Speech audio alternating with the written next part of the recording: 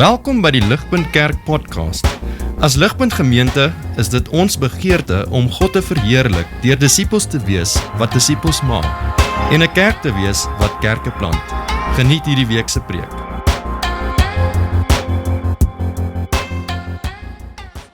Die familiehoofde van die volk teen Jesus 'n besluit geneem om hom dood te maak. Hulle het hom geboei, weggelei en aan Pilatus, die prokurator, uitgelewer. Toe Judas, sy verraaier, sien dat hy veroordeel is, het hy berou gekry. Hy het toe die 30 silwerstukke na die leierpriesters en die familiehoofde teruggeneem en gesê, ek het gesondig deur onskuldige bloed te verraai. Hulle het egter gesê, wat het dit met ons te doen? Jy moet maar self toesien. Hy het toe die silwerstukke in die tempel neergegooi, weggegaan en homself gaan ophang. Die leierpriesters het die silwerstukke geneem en gesê, dit is nie toelaatbaar om dit in die skatkis te gooi nie, aangesien dit bloedgeld is. Hulle het toe 'n besluit geneem om met die geld die grond van die pottebakker aan te koop en 'n begrafplaas as begrafplaas vir vreemdelinge. Daarom word daardie grond tot vandag die bloedgrond genoem. Toe is die uitspraak van die profeet Jeremia vervul. Hulle het die 30 silwerstukke, die prys waarteen hy deur die kinders van Israel gewaardeer is, geneem en dit vir die grond van die potterbakker gegee, net soos die Here my beveel het.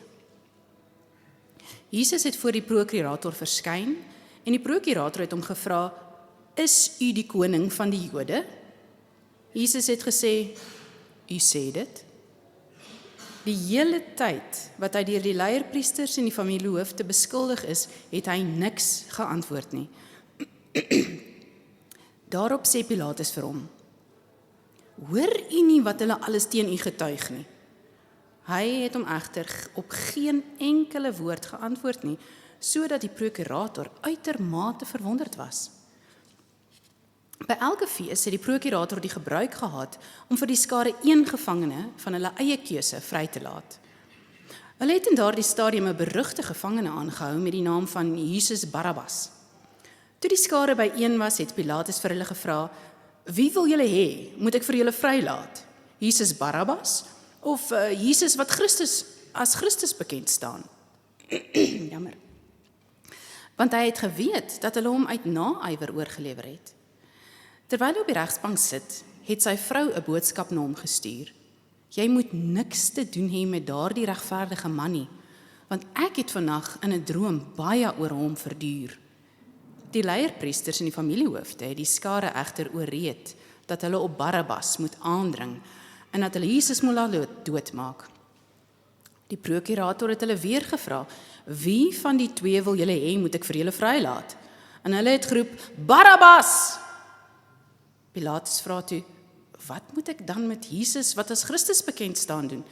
En hulle roep almal uit, laat hy gekruisig word. Hy het gevra, maar watter kwaad het hy dan gedoen? Hulle het egter nog harder geskreeu, laat hy gekruisig word. Toe Pilatus sien dat dit niks bereik nie, maar dat daar eerder 'n oproer kom, het hy water geneem en voor die skare sy hande gewas en gesê, ek is onskuldig aan die bloed van hierdie man. Julle moet maar self toesien. En die hele volk het geantwoord, laat sy bloed op ons en ons kinders kom. En daarop het hy Barabbas vir hulle vrygelaat.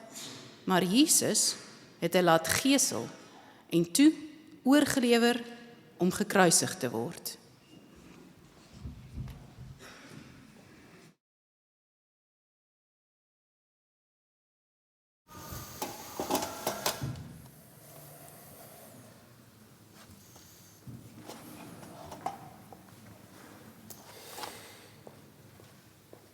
Goeiemôre Ligpunt en enige gaste wat dalk vandag die eerste keer by ons kuier. Ek dink dit is nog skoolvakansie as ek dit reg het, of ten minste my kinders was by die huis hierdie week. Maar dit is goed om dat ons almal kan saam wees hier en ek wil net saam met Johan sê baie welkom aan elkeen van julle hierso en spesifiek soos wat ons besig is in hierdie reeks. Ons is nou al vir 'n wyle besig hier in Matteus 26 tot Matteus 28. Ons is soos Johan aan die begin gesê het besig om reg te maak vir Paasnaweek wat kom en so ons gaan die evangelie van Matteus eindig op Opstandingssondag in Matteus 28 en op Goeie Vrydag op waar ons spesifiek gaan kyk na die kruis. Ons is nou in daai gedeelte net voor dit. Weer eens soos altyd vriende, is hierdie so 'n pragtige en 'n belangrike teksgedeelte wat met ons wil praat. Maar vir ons om die Here te hoor praat, benodig ons sy genade. Ons het nodig dat die Gees moet werk. Daar was baie al gebid. Ek gaan weer vir ons nou bid. Kan ek jou vra soos ek bid, moenie nou afskakel terwyl ek bid nie. Wees doelbewus afhanklik van die Here se Gees om te werk soos wat sy woord verkondig word. Kom ons sluit die oë en vra vir hom om in te tree.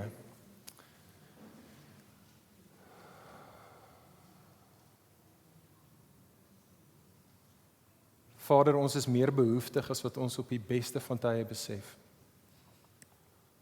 Here, selfs in die midde van ons behoeftigheid is ons baie min bewus eintlik van die stand van sake waarin ons onsself bevind in en van onsself, soos wat ons in U aangesig staan. Here, ek bid dat ons vanoggend, soos wat ons na hierdie teksgedeelte kyk, dat ons Jesus beter sal leer ken. Ek bid dat ons ietsie vandag opnuut sal leer van Jesus se kruisdood en wat dit aan ons kommunikeer.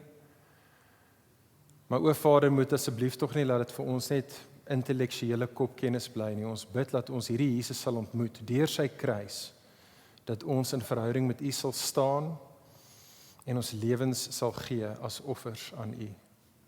Asseblief o Gees, werk ook nou. Ons bid dit in U Seun se pragtige naam. Amen.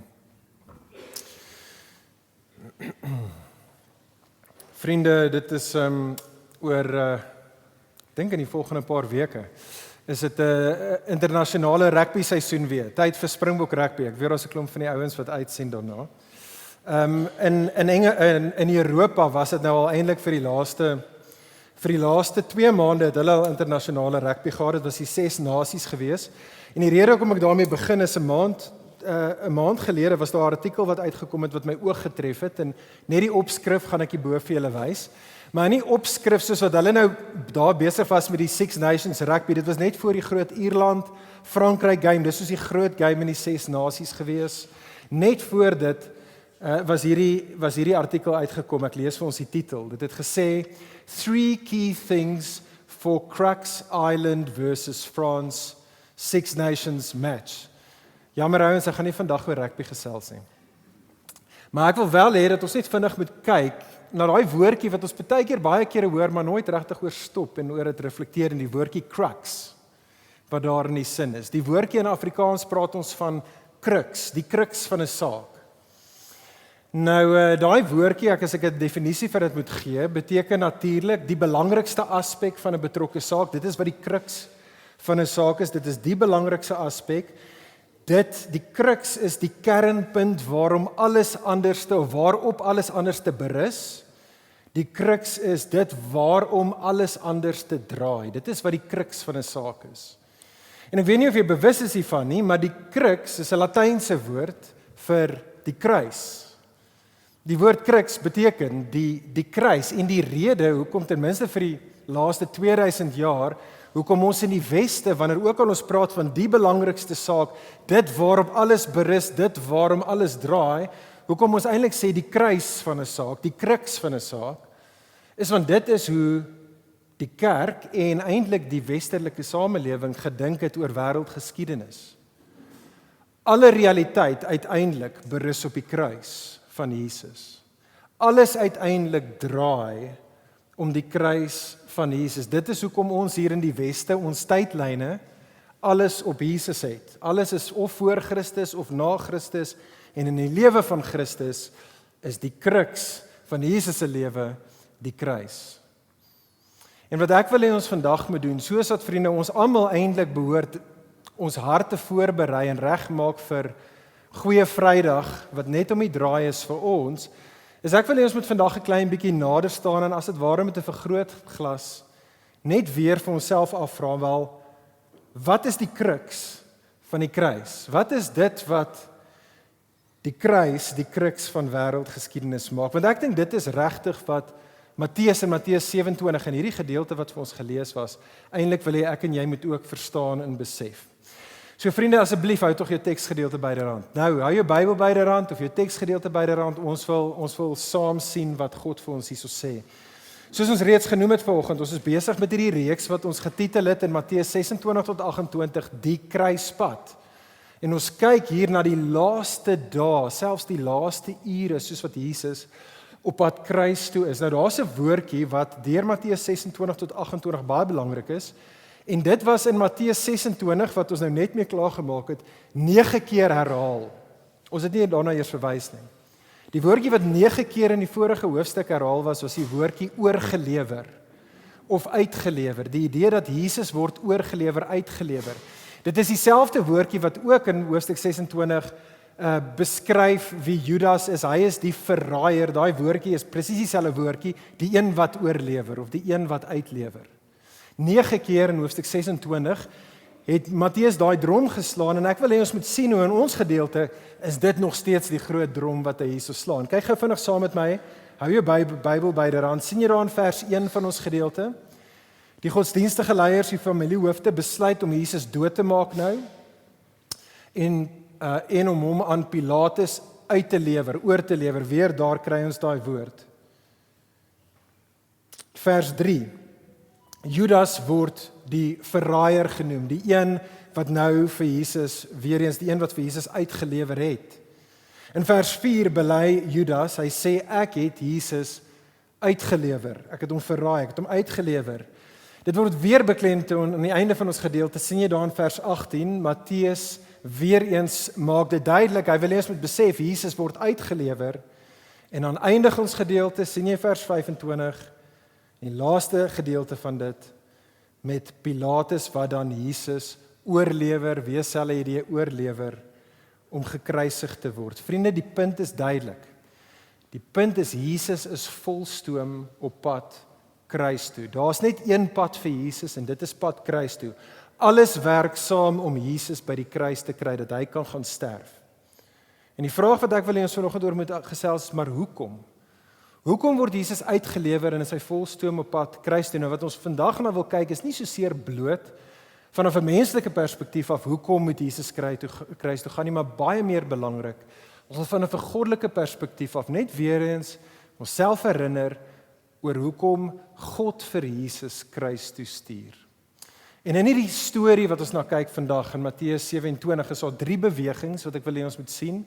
En die 3 bewegings help ons om te verstaan hoekom Jesus kruis toe gaan, hoekom Jesus moet sterf. Hier is my 3 opskrifte, hier is die eerste ene wat ek wil hê ons moet sien.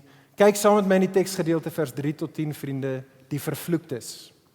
Sien raak saam met my die vervloektes. Laasweek, as jy hier was, laasweek toe Dewald gepreek het ons gesien, dit het afgespeel in die middernagtsure. Kan jy onthou op daardie stadium was Jesus voor die Sanhedrin gewees, as jy nie hier laasweek was nie. Jesus was onder kruisverhoor gewees. Nou lees ons die son het opgekom. Dis nou dagbreek. Die godsdienstige leiers en die familiehoofde het nou reeds besluit, right, ons gaan vir Jesus doodmaak. En so nou word hy, sien jy vers 2, geboei. Jesus word weggelei en dan word hy aan Pilatus uitgelewer. Pilatus is die Romeinse goewerneur.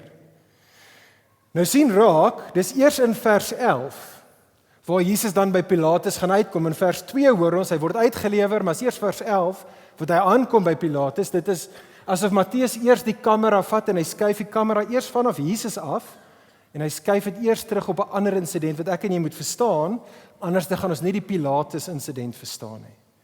En so die kamera zoom in op 'n gesprek wat gehef was tussen Judas en die godsdienstige leiers. En dit is wat ons daar het in vers 3 tot 10, en wat ek net vir 'n oomblik wil hê ons moet sien. So probeer saam met my hierdie storie imagine, as jy sou kon. Judas sien dat Jesus is veroordeel. Hy besef, okay, nou het gebeur presies dit wat hy wou gehad het. Jesus word veroordeel, en nou het Judas berou. Vriende, ek dink ons gee partykeer vir Judas so klein bietjie te veel van 'n bad rap. Ek dink daar's geen rede om te dink dat Judas nie hier opreg berou het nie. En so hy gaan na die godsdienstige leiers toe.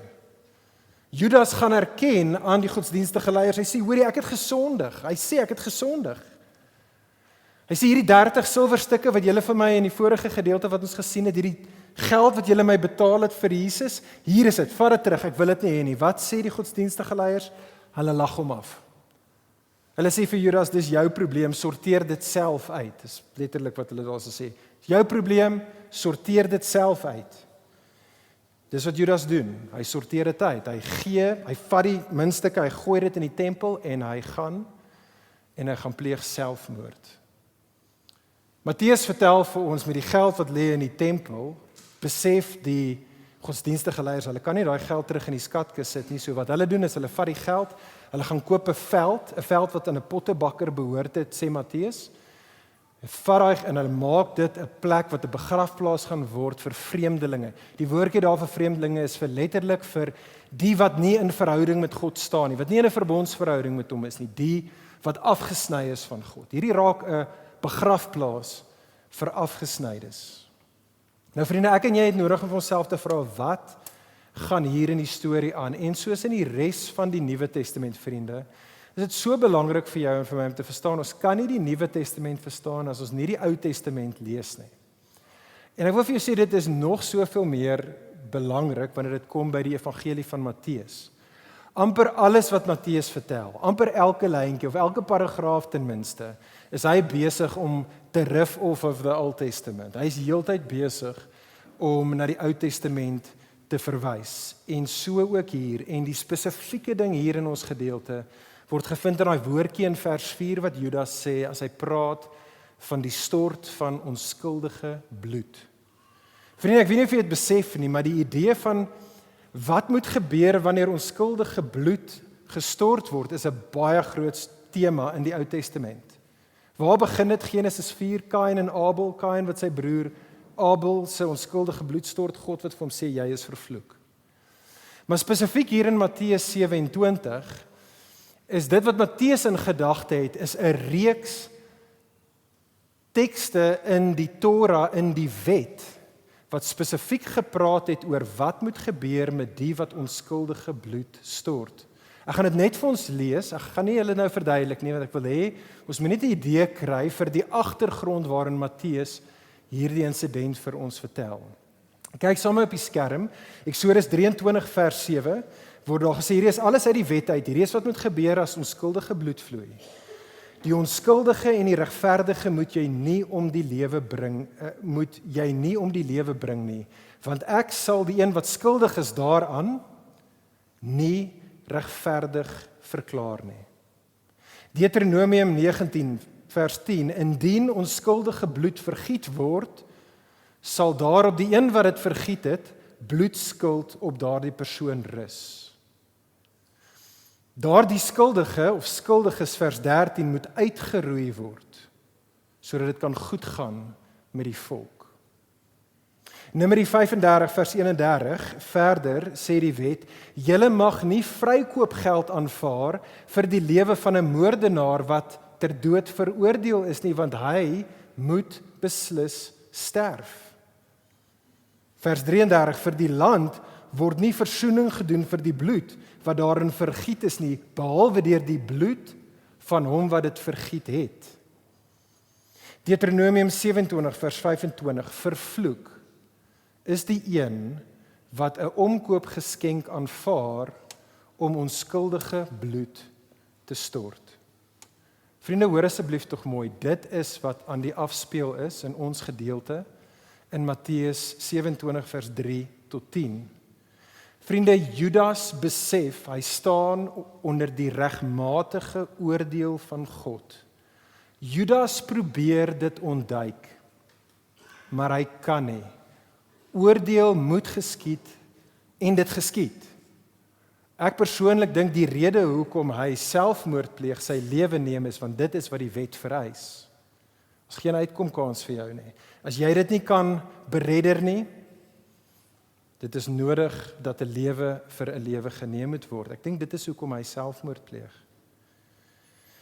Maar dieselfde geld vir die godsdienstige leiers, vriende. Dit is wat Matteus wil hê ek en jy moet verstaan. Hulle probeer ook, sien jy, die oordeel van God ontduik. Hulle sê, ons kan nie die geld vat nie, ons kan nie dit in die skatkis sit nie. Anders te gaan ons aan hierdie onskuldige bloed, dan is ons onder die oordeel van God. So hulle probeer nie die geld vat nie, maar ironies te vergeefs kan hulle nie God se oordeel vryspring nie. Dit is die hele punt, vers 9, waar Matteus ons vertel van die vervulling van die profesie van Jeremia. Kom ek vertel ons baie vinnig en dan gaan dit kort hou, want dit gaan nie op die skerm kom nie, maar vinnig die spesifieke profesie. Jeremia 19.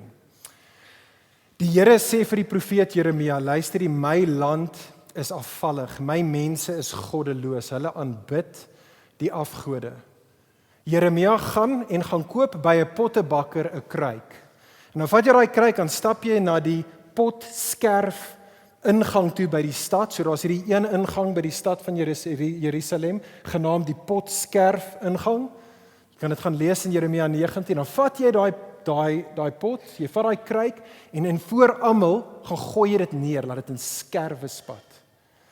En in Jeremia dan sê jy vir die volk, hierdie kruik verteenwoordig my volk. Soos wat gebeur hier met die kruik, dit is Israel, wat met julle sal gebeur. Hoekom? Jeremia 19 vers 4, want julle het hierdie plek gevul met die bloed van onskuldiges. Sien jy wat hier gebeur? Hulle dink, ons het 'n manier gekry, ons kan die oordeel van God vryspring ten spyte van ons ongeregtigheid. Matteus sê vir ons, hulle kan nie. Hulle dink hulle doen, oordeel is op pad. Oordeel is op pad. Vriende, ek is seker dat meeste van ons is vertroud met die term kangaroo court. Wat 'n kangaroo court is. Nou, dis nogals moeilik om uit te vind wat die oorsprong van dit. Dit is nie Australië apparently nie. Maar niemand regtig weet waar kangaroo court vandaan kom nie, maar ons almal verstaan wat dit beteken, nê? 'n Kangaroo court verwys na so spoeg en plak hofgeding, 'n onregmatige verhoor waar geregtigheid nie geskied nie en waar ongeregtigheid seevier. Dink ons almal weet so 'n bietjie en sien in hierdie wêreld 'n klomp kangaroo courts.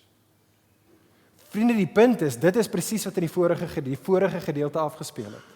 Net in die ure voor ons gedeelte by die Sanhedrin, dit was 'n kangaroo court, waar die onskuldige hanteer was asof hy die skuldige is. Nou kry ons die teenoorgestelde. Matteus sê vir ons, hoor hierso, onthou net, ja, dit is so, dit het daar gebeur met Jesus.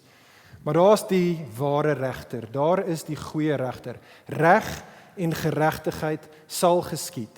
Niemand kan dit ontduik nie. Die wat die straf verdien, sal die straf ontvang. Vriende, dit is wat Matteus hier vir jou en vir my sê, en ek weet nie of jy al ooit gestop en daar gedink het, die vriende, maar dit is goeie nuus. Voordat ons oor enigiets anders te dink, ek hoop, as jy hoor dat daar is 'n goeie regter, 'n God van geregtigheid, wat reg en geregtigheid sal laat geskied. Daar's baie Sanhedrins in hierdie wêreld, waar dit vir ons lyk asof die baddies wegkom, maar op die ou einde van die dag is daar net een in die regsbank. Dit is die Here, en reg en geregtigheid sal geskied. Vriende, dit is goeie nuus. Dit is so goeie nuus vir jou en vir my, is dit nie? Stop en reflekteer net vir 'n oomblik saam met my hieroor, vriende, en laat dit jou bemoedig. Elke boosheid in hierdie wêreld, elke ewel sal aangespreek word. Vriende, elke moordenaar, elke korrupte politikus, elke gierige kapitalis en uitbuitende kommunis, elke verkragter, elke pedofiel, elke boelie, elke egbreker, elke mishandelaar sal sy of haar verdiende loon ontvang. Hierdie wêreld is soos 'n laken wat in die modder gegooi is en vertrap is en verkrekel en verkrummel is met ongeregtigheid. Die hele storie, die hele grein van die storie van die Bybel is om te sê, dit gaan nie altyd so wees nie. Daar kom 'n dag wat alle realiteit in die groot kosmiese wasmasjien gesit gaan word. Dit gaan skoon wees en die Here, die God van geregtigheid, gaan elke ongeregtigheid uitstryk. Daar gaan niks meer wees wat gebreek en gebuig wees nie. ongeregtigheid sal aangespreek word. Vriende, dit is goeie nuus. As jy vandag hier so sit, vriendin, ek ken nie almal se storie nie, maar ek ken baie se stories hier. As jy vandag hier so sit en jy is aan die ontvangkant van ongeregtigheid, hou moed. Daar is 'n God van geregtigheid, reg en geregtigheid gaan geskied.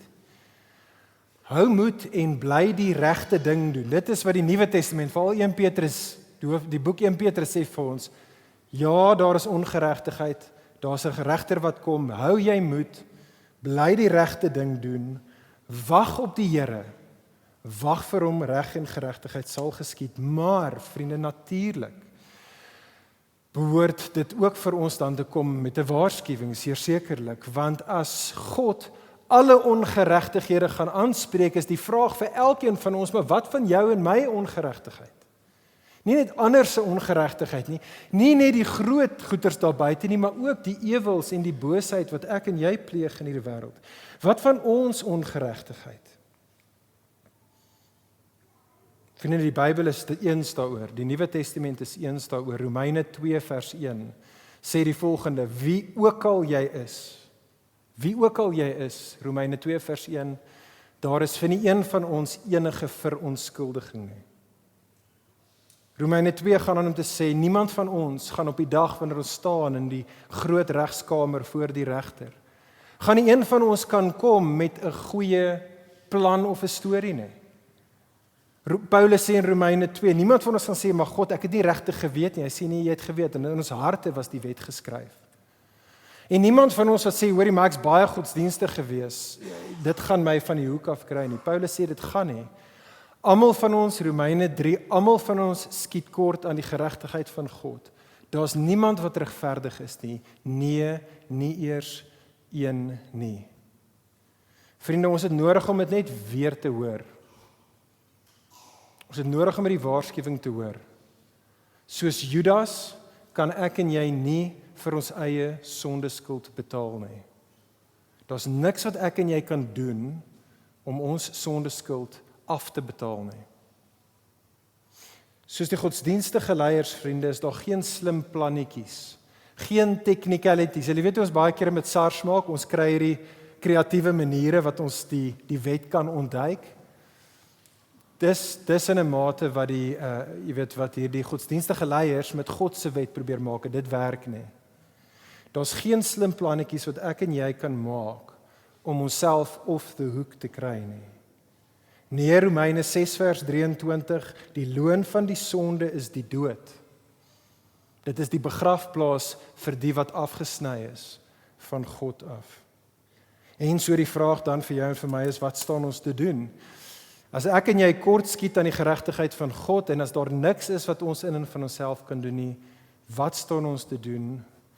Is daar enige hoop vir jou en vir my? En die antwoord is ja, natuurlik, daar is ons hoop, want daar is 'n verlosser.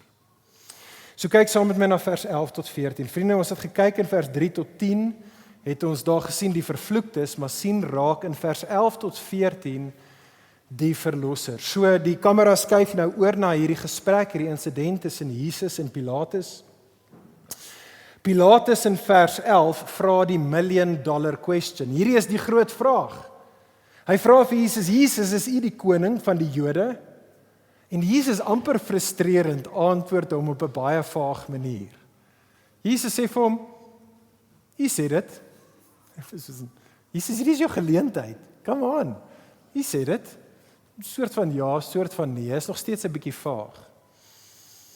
Maar vriende, die klem in hierdie verse, hier reg in die middel van die gedeelte, hierdie is die hart van ons gedeelte. Die klem hier is nie so seer in wat Jesus sê nie. Die klem hier is in wat Jesus nie sê nie. Kan jy sien hoe Matteus dit vir ons herhaal, dat ek en jy die regtige punt sal sien?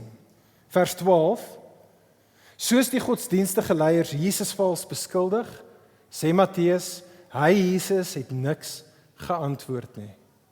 Toe Pilatus hom probeer kry om vir homself op te staan, kom nou Jesus, kom, jy kan beter as dit doen, sê Matteus dit vir ons 'n tweede keer. Hy Jesus het egter op geen enkele woord geantwoord nie. Vriende, in die punt moet nie gemis word nie. Weer eens, jy kan nie verstaan hoekom Jesus hier stil bly as jy nie jou Ou Testament ken nie. Hierdie kom uit seker een van die beste en belangrikste tekste in die Ou Testament, Jesaja 53. Kyk saam op die skerm, so die profeet Jesaja het hierdie profesie oor God se verlosser wat gaan kom. En hy gaan kom, sê Jesaja, as die lydende dienaar. Ek lees vir ons net 'n gedeelte, ek wou dit alles gelees, dit is alles so goed, maar ons het net nie die tyd hê. Hierdie is die belofte, die profesie oor die verlosser wat kom. Hy is egter deurboor. Hy is egter deurboor oor ons oortredings. Hy is verbrysel oor ons sondeskuld. Die straf wat ons vrede bewerk was op hom, en deur sy wonde is daar vir ons nou genesing. Ons almal het soos klein vee gedwaal. Elkeen van ons het in sy eie koers ingeslaan, maar die Here het ons almal se sondeskuld op hom laat neerkom. Hy is mishandel, maar hy het hom daaraan onderwerp en hy het nie sy mond oopgemaak nie. Soos 'n skaap wat ter slagting gebring word, soos 'n ooi wat voor haar skeerders stom is. Hy het sy mond nie oopgemaak nie. Vriende, ironies is dit in Jesus se stilte waar hy die hardste praat. Jesus kondig aan in sy stilte dat hy is die lydende dienaar van Jesaja 53 en dat hy is op pad kruis toe om te gaan dien. Maar dit is so belangrik vir jou en vir my om te verstaan, wie gaan Jesus dien op die kruis? En hoor asseblief tog mooi, voor Jesus jou en my dien deur sy kruisdood, gaan hy kruis toe om sy Vader te dien. Onthou, sy Vader is die regter. Hy is die God van geregtigheid. God moet ongeregtigheid straf. As God nie ongeregtigheid straf nie, is hy nie getrou aan homself nie en hy is nie God nie. Maar nie net is hy die God van geregtigheid nie, hy is ook die God van barmhartigheid. Hy wil nie net sonde straf nie, hy wil sonde vergewe. Vriende, Jesus gaan kruis toe in die eerste en in die belangrikste plek om sy Vader te gaan dien. Dit is op die kruis waar Jesus dan gaan en waar Jesus dan die regmatige straf vat wat sy mense verdien, sodat God nog steeds as die regter sy geregtigheid kan laat realiseer en in die proses daarvan kan hy mense wat sy oordeel verdien, kan hy red. Vriende, die kruis is die plek waar Jesus plekke ruil, uiteindelik dan met ons. Dit is goeie nuus vir jou en vir my. Die kruis is die plek waar die straf wat ons verdien, word toegedien. Dit word toegedien, maar dank God nie op jou en my nie, maar op Jesus. Hy dra dit. In die taal van Jesaja 53, Jesus was op die kruis deurboor vir ons oortredinge, sê Jesaja. Hy was verbrysel vir ons sondeskuld. Hy was in ons plek ter slagting gebring, deur sy wonde kan ek en jy nou genesing ervaar. Vriendin, kan ek jou vra soos wat jy vandag hierso sit? Het Jesus die lydende dienaar jou al persoonlik kom dien? Nie het hy iemand anders te gedien nie verstaan jy die evangelie in 'n teologiese manier nie. Het Jesus die lydende dienaar jou persoonlik al kom dien? Ek dink dit is 'n moeilike vraag om te antwoord. Ek moet eerlik wees, daar's baie kere wat dit vir my is maklik vir my om die Sondagskool antwoord te gee. Maar as ek moet eerlik wees, in my hart baie kere voel dit nie vir my so nie. Vir die eenvoudige rede dat daar's net blywende sonde en die aanhoudende worsteling met sonde in my eie lewe, dat as ek na my hart luister, voel ek nie reg met die regter nie. Ek weet wat is die Sondagskool antwoord. Maar ek sien sonde, ek sien soveel ongeregtigheid in my lewe. En ek voel nie reg met die regter nie. Wat van jou? Hoe voel jy? As jy enigstens soos ek voel, wil ek graag jou oë afhaal van jouself en jou sonde. En ek wil hê ons moet hierdie pragtige beeld sien, hierdie ongelooflike prentjie wat dan vir ons geskets word in die laaste gedeelte van ons teks. In vers 15 tot vers 26. So ons het gekyk na die vervloektes, ons het raak gesien wie is die verlosser, sien raak saam met my vriende vers 15 tot 26, die vryspraak. Die vryspraak. So dis baie duidelik, nee, in die tweede gedeelte is duidelik dat Pilatus dink dat Jesus is onskuldig. Vers 19 in ons teksgedeelte maak dit duidelik dat Pilatus se vrou dink ook dat Jesus onskuldig is. Sy het hierdie droom gehad en in haar droom is dit baie duidelik dat Jesus is 'n regverdige man. So dis baie duidelik wat Pilatus dink. En so Pilatus dink, okay, wat gaan ek doen? Hoe gaan ek hierdie ou wat hulle nou wil kruis toe stuur? Hoe gaan ek hierdie paadjie kry dat hy nie hoef kruis toe te gaan nie? En so Pilatus kom met 'n nogal 'n slim plan vorendag, want elke jaar kan die Romeinse goewerneur kan hy een gevangene laat vrylaat. Onthou hierdie fees wat hiervan gepraat word en is belangrik ook, is in die vorige hoofstuk is die Paasfees. Op die Paasfees kan een gevangene vrygemaak word. So Pilatus gaan af na die tronk toe en hy gaan letterlik daar en hy gaan in die heel dodgieste gedeelte van die tronk en hy gaan soek die mees dodgieste, korrupste skerminkel in die tronk wie hy kan kry en is 'n ou met die naam van Barabbas. En hy kry vir Barabbas en hy sit vir Barabbas en vir Jesus en hy plaas albei van hulle voor die ganse volk waar daar is. En hy sê reg so. Okay, en hy dink hoor hier is 'n slim plan. Hy sê reg so. Wie wil julle hê moet ek vrylaat? En soos wat Mia vir ons so mooi gelees het net nou, die volk soos een man roep uit. Hulle sê Barabbas, laat hom vrygaan en Pilatus is gered, hy het dit nie gesien kom nie. Dis nie wat hy verwag het nie. Hy sê maar wat moet ek maak met hierdie Jesus? Wat moet ek met hom doen? Hulle sê laat hom gekruisig word. Pilatus sê maar hy is onskuldig. Hy is onskuldig. Hulle wil niks hoor nie. Wat skreeu hulle uit? Hulle sê laat hom gekruisig word 'n tweede keer. En Pilatus bakkel onder die pressure en hy gaan dan en hy gee in en hy kry water voor almal en hy was sy hande en hy sê die woorde van vers 24. Hy sê ek is onskuldig aan die bloed van hierdie man. En die volk roep uit in vers 25, laat sy bloed op ons en op ons kinders kom. Weereens, ek's jammer, ek klink soos 'n gebreekte plaat, maar moenie in my raas nie, vat dit op met Matteus. Vriende, ons gaan nie hierdie gedeelte verstaan of ten minste ten volle waardeer, soos ons moet, as ons nie die Ou Testament mooi gelees het en wat dit vir ons sê spesifiek oor onskuldige bloed nie. So hier's die laaste keer wat ek Ou Testament toe gaan, Deuteronomium 21. Ons gaan in 'n oomblik, wag eers daarso Piet voordat jy die teks opsit. Ek wil net gou vinnig die prentjie skets. Deuteronomium 21 weer eens handel oor onskuldige bloed.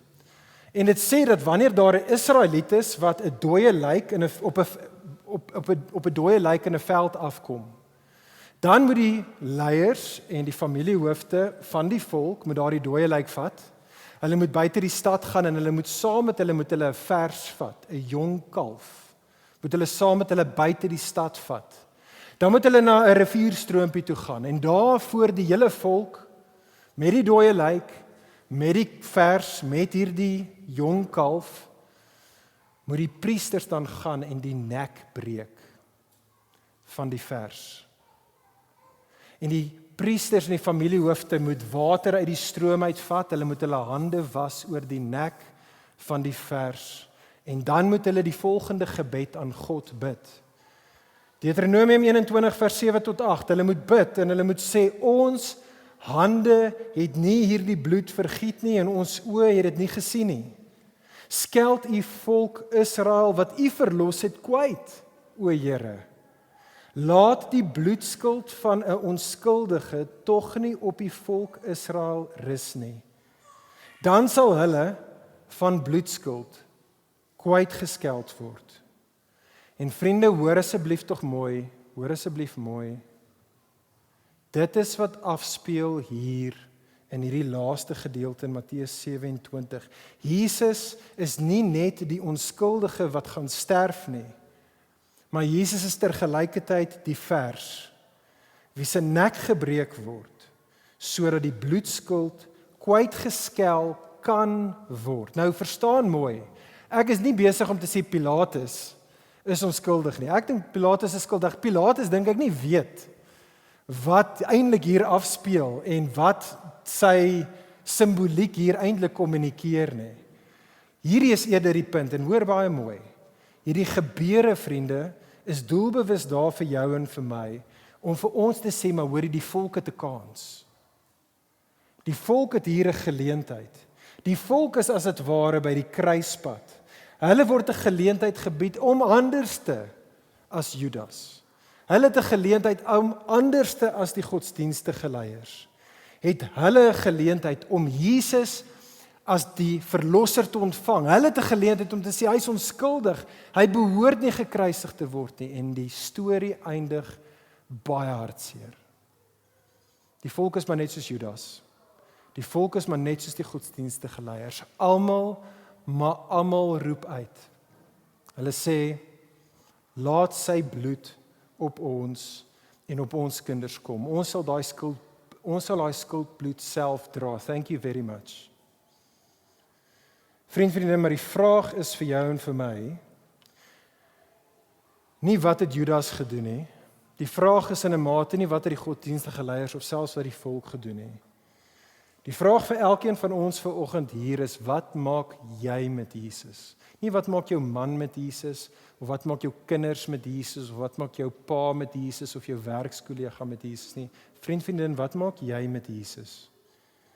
Want hoor asseblief tog mooi, daar is net 2 opsies. Die kruispad waar ons opkom, soos wat ons voor die kruis van Jesus staan, daar's net 2 opsies. Die een opsie is vers 25, ek en jy kan soos die volk, baie vol bravade, kan ons staat maak op ons eie geregtigheid. Ek en jy kan tegnies Jesus verwerp en vers 25 sê, laat sy bloed op ons en op ons kinders kom. Dit is 'n opsie. Dis 'n paadjie waarop miljoene afstap. En dan is daar die ander paadjie.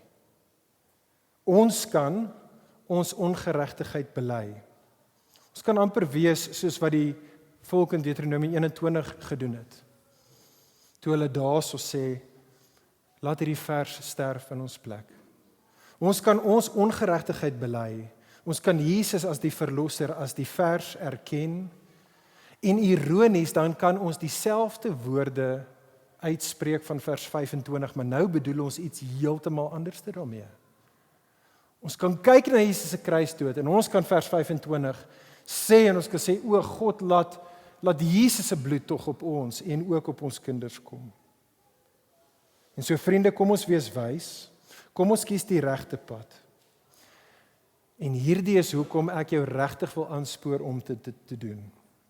En ek gaan hiermee afsluit. Ek wil jou aanspoor vandag op net om seker te maak dat jy stap en jy vertrou in die bloed van Jesus, want jou en my storie kan dan eindig soos die storie van Barabbas. Ons kan Barabbas wees. Jy sien in vers 17 in die ADV vertaling wat ons hier het, noem hulle vir Barabbas Jesus. Jesus Barabbas. Party van die vertalings wat jy mag hê, sê Jesus Barabbas, anders sê net Barabbas. Die rede hoekom die vertaling sê almal saamstem nie is want party manuskripte het dit in en ander het nie. Maar eintlik is dit irrelevant. Jy hoef net te kyk na die klou van die naam Barabbas. Want jy sien, Barabbas beteken seun van die Vader. Dis wat Barabbas beteken. Matteus is baie duidelik. Hy's besig om hierdie 2 karakters vir jou en vir my op te speel. Hy sê hierdie 2 gaan saam. Daar is Barabbas, die seun van die Vader, en daar is vir Jesus, die seun van die Vader. En die pragtige prentjie, vriende, is hier is 'n ruiltransaksie aan die gang.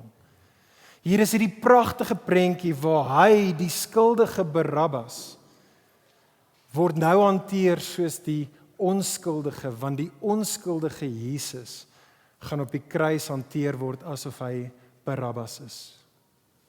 Vriendin, dit is die geleentheid vir elkeen van ons. Elkeen van ons, ek weet nie wat is jou sonde en wat is die verskriklike ongeregtigheid in jou lewe nie.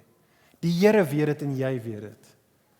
Die goeie nuus is elkeen van ons kan uit hierdie kamer uit hierdie vertrek uit vandag hier stap as 'n seun of 'n dogter van die Vader.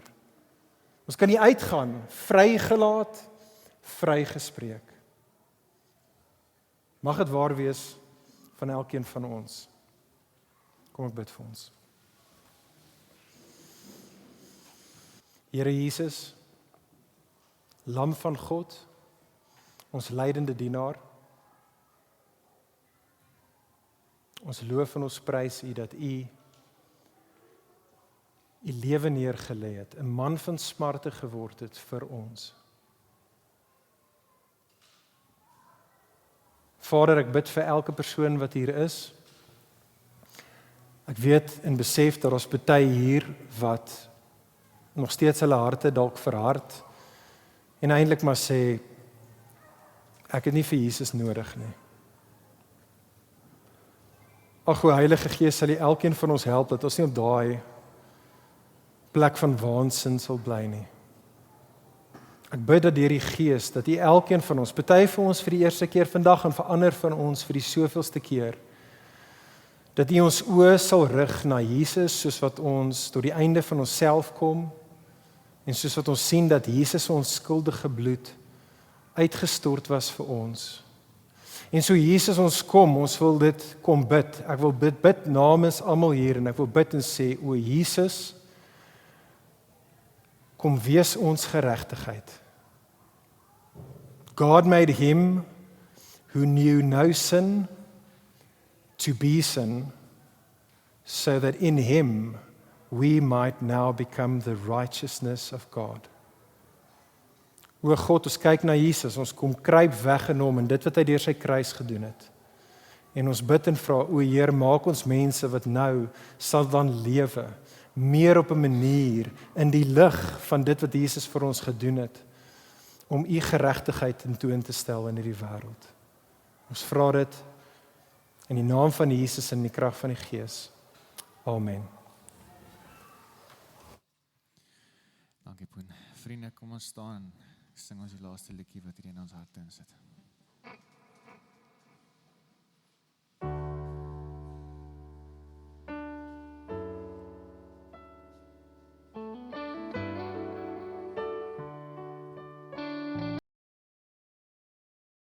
Vir meer inligting oor Ligpunt Kerk, besoek gerus ons webwerf op www.ligpunt.com of kontak ons gerus by info@ligpunt.com.